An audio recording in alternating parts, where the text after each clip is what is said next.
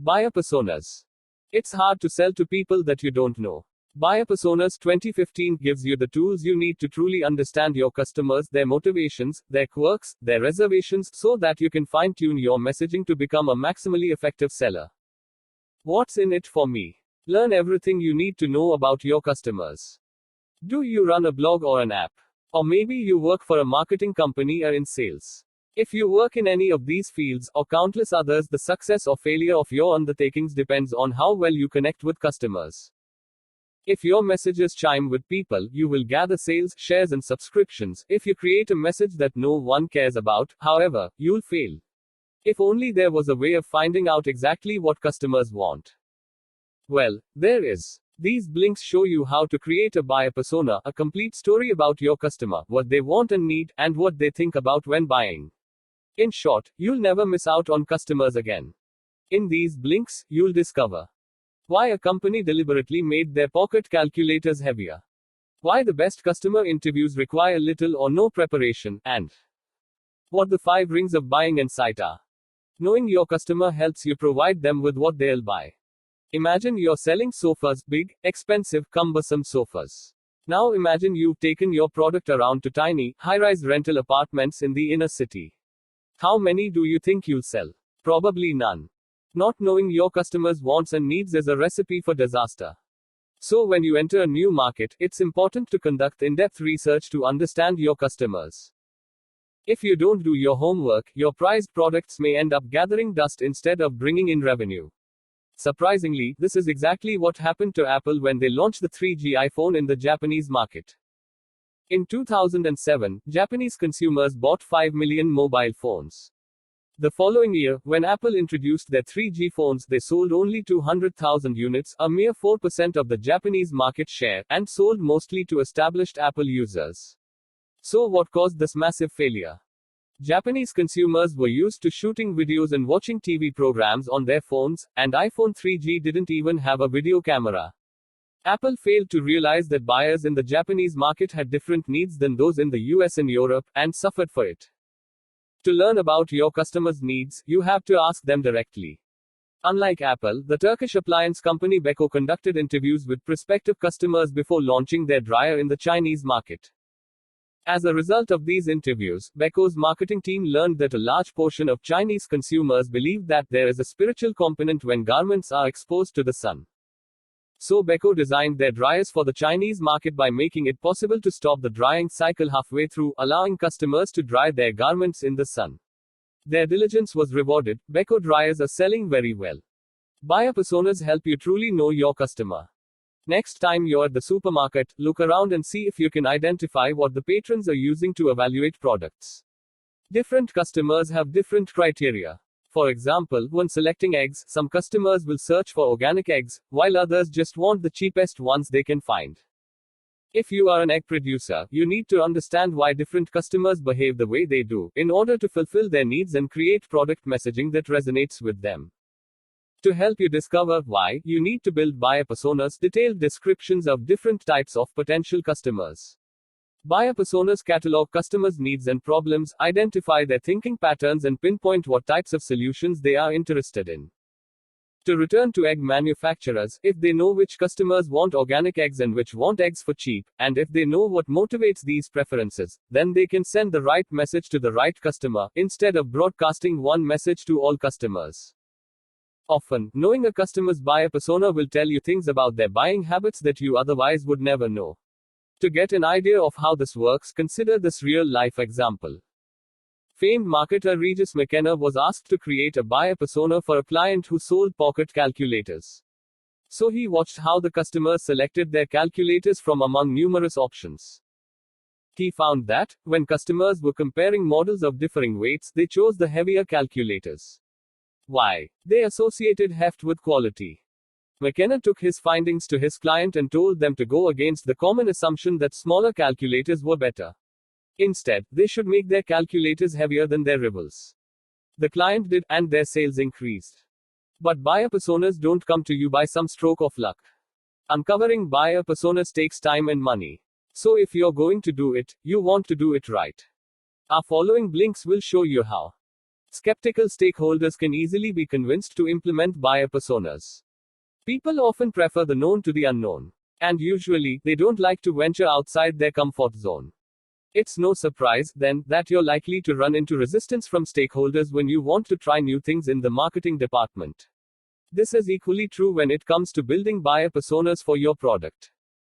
Internal stakeholders, such as management and shareholders, each have their own reasons for rejecting buyer personas. Some think the project will be a cumbersome time sink, and that the resources invested in identifying the personas will never be recouped. Others argue that they already know their customers. Why should they spend money to confirm something they already know? Luckily, convincing doubters to adopt buyer personas isn't that hard if you have the right arguments. First, set up a meeting with the unconvinced stakeholders. During the interview, ask them to pretend to be a customer as you ask them some questions. Ask them things like, when did you discover that you needed the kind of solution we offer? How did you evaluate the competing solutions? And, why did you choose ours over our competitors? As they answer, look for holes in their arguments. More than likely they will say something like, we chose your product because it's the best in the market. It has the best features for the best price. When this happens, stop the roleplay and ask, if this were true, if you really offered the best features at the best price, then wouldn't you be more successful than your competition by leaps and bounds? But you're not, which is why we're doing this exercise in the first place, so maybe you're being a tad optimistic. These interviews will make it apparent how little stakeholders actually know about their customers and products. It shouldn't be hard to convince them that they need buyer personas. Use an internal or external database to reach your target customers. Once you've gotten the internal stakeholder on board, you need to actually create the buyer personas. This work begins with setting up interviews with potential customers. But how should you reach out to them? First, you need to find your customers, and that will require the help of your sales team. Although the interviews and analysis will be conducted by the marketing department, the people on your sales team are the ones who know most about your potential customers. They have the database of all the people who have bought your products, or at least inquired about them, even if they ended up going with your competitor. Within this database, you'll find many people who are perfect interview candidates. But while the sales department's databases will certainly be helpful, chances are that you will need to find interviewees from external sources as well. You can't necessarily count on your sales department's database to be perfectly curated. For example, it may contain incorrect email addresses, obsolete telephone numbers, and so on. Furthermore, external sources, such as qualitative research agencies, can help you not only to reach the right people but to engage people who have no previous experience with your company or your products. Getting their feedback can help you expand your reach. But what if you sell B2B solutions? Who will form the basis for your buyer personas? If you work in a B2B environment, you deal with two people, the person up top who signs the deals and the person below who does all the research. It is this researcher who does all the work to determine the specifics about what their company needs. As someone who is well acquainted with their suppliers and their buying processes, this person is the one whose opinions matter most. Unearthing helpful answers requires your asking good questions and listening well. The key to learning the most from interviewees is to spend more time listening and less time speaking. Ask your question, and then get out of the way. In a buyer persona interview, the only question you need to prepare for and think about beforehand is the very first question you ask. Ultimately, your first question will be about the first time the interviewee realized that he faced a problem that required him to seek out a new solution. You might say, for example, tell me about the morning that you discovered you needed a new email marketing solution. What happened? Your interviewee's answer probably won't be the whole story. While he might give you the most straightforward answer, a little probing may help you get a better sense of the situation. To ask those probing questions, however, you'll need to listen well to how he answers. Let's consider the interviewee's response to a hypothetical question. He may respond that he was motivated to find a new email marketing service because he wanted his campaigns to be more effective and that he wanted to measure returns on investment for the marketing strategy. Here, the interviewee talked about the benefits of the solution he decided on, but didn't actually answer your question. You want to know what caused him to look for solutions, so that you can uncover what the customer really wants. To find these causes, use the interviewee's own keywords when you ask your follow-up questions. You can say, for example, let's take a step back for a second. You mentioned that you needed to measure marketing ROI and effectiveness. What suddenly made this a priority for your business? This line of questioning should lead you to a more direct and substantial answer about why the customer started looking for a solution in the first place. Analyze your buyers' insights to discover their needs and how to accommodate them. There is an old Egyptian saying that goes like this: do you know so and so? Yes. Did you hobnob with him? No. Well, then you don't know him. The same applies to your buyers. You can't presume to know them if you never talk to them. To understand buyers' behavior, you have to talk to them and uncover the 5 rings of buying insights. Doing this will tell you everything you need to know about your buyers' decisions. The first ring is priority initiative. You want to discover why some buyers decided to look for your solutions and why others remain satisfied with the status quo. You can find the priority initiative through the kinds of questions we outlined in the previous blinks. The second ring is success factors, the results that your buyer persona expects to achieve from purchasing your solution. Is she looking for greater efficiency, cost reduction, or something else altogether? The third ring is perceived barriers. Here, you want to identify any reasons a buyer might have to regard your solution as suboptimal, as well as other concerns she might have. For example, your potential buyer might be concerned about maintaining her customers' privacy, or maybe she perceives your company as unreliable. Then there's the buyer's journey ring. You want to learn who and what influences your buyer, and how she evaluates options in her selection process. For example, if you're a B2B organization, you may realize that the CEO at your prospect's company interferes in each big buying decision. This information can help you prioritize your marketing investment. The final ring is decision criteria, which outline the critical aspects of your potential buyer's ideal solution as well as her expectations. You want to know things like whether the buyer is looking for an easy-to-use solution or for the most comprehensive service possible. Once you've identified the answers to these questions, you will finally have a complete buyer persona. Organize your interview data in order to develop actionable insights. So, after gathering the data, what's next? Now comes the careful analysis. Remember, you aren't just looking for data that confirms what you already believe. Rather, you want to stay as objective as possible in order to discover what the customer truly needs. So, where do you start? Combine all of the information from your interviews into a single story for each ring. If you've interviewed 20 buyers, you don't want to be left with 20 different results. Rather, you want to aggregate your discoveries into one single discovery. Of course, this doesn't mean jumbling all your information together. You still have to divide your data into each of the 5 corresponding rings of buying insight. Separate the data for each ring onto its own sheet of paper. On each sheet, find a memorable quote, identify who said it, and then add a clear headline that highlights what the quote refers to. For example, when writing out the decision criteria ring, you might have identified this interesting quote from a potential buyer: "I don't want to waste money having to create a solution especially for us. Instead, I want something that already exists but which we can easily repurpose for our own business needs." In the next column, write the source of this quote: Tony, head of marketing. And in the next column, write a headline for this quote so you can easily understand what it means. In this case, you might use ease of usability.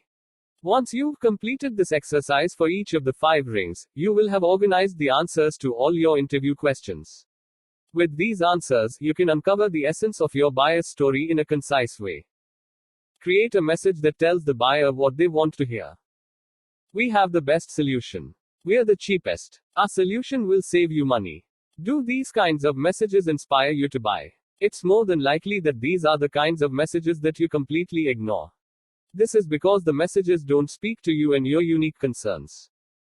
With the results of your interviews, you are now equipped to address your buyer's unique, primary concerns. In the course of your interviews with your buyers, they reveal to you what it was that inspired them to search for a solution, which barriers could prevent them from adopting your solution, and, finally, which features they're looking for in a solution. In short, you will have your buyer's complete story containing every conceivable insight about their buying habits. But once you know what your customers need, you then need to connect what they want to hear with what you have to say. A good place to start is by cataloging all your solution's capabilities and selling points in a capabilities list. Then, use your previous analysis of your buyers to catalog a list of buying insights in a buyer's expectations list. Put the two lists side by side and look for where they intersect, that is, where your capabilities meet the buyer's expectations. For example, if durability is one of the defining characteristics of your product, and if the buyer wants a product that will endure, then you should match these together. Write a sentence about each of these matches, things like, "We are flexible and able to adapt our solution to your individual needs." This way, your creative marketing and sales teams will know which message they need to convey. With this final piece of the jigsaw puzzle, you can finally take your buyer persona and apply it to the real world, ensuring that your product is marketed to the right customers, those people who are looking for exactly what it offers. Final summary. The key message in this book. Selling to customers requires you to know them. You need to know what motivates them to buy, what they need in a product, and how they view your solution. By identifying their buyer persona, you will have the tools you need to develop specialized marketing to sell to the customers who want your products most. Actionable advice. Prepare for the interview in advance. If you want to make the most from your buyer interview, you'll need to be prepared. Check your interviewee's LinkedIn profile to learn about them and their background. Ask your sales team to give you more info about them. Have they dealt with this person before? And what is their relationship to the business you want to sell to? Got feedback? We'd sure love to hear what you think about our content. Just drop a comment and share your thoughts. About the author. Adele Revella is the CEO and founder of Buyer Persona Institute, and a leading authority on buyer personas. In addition to running the institute, she is also a marketing and business leadership speaker, consultant, blogger, and workshop facilitator.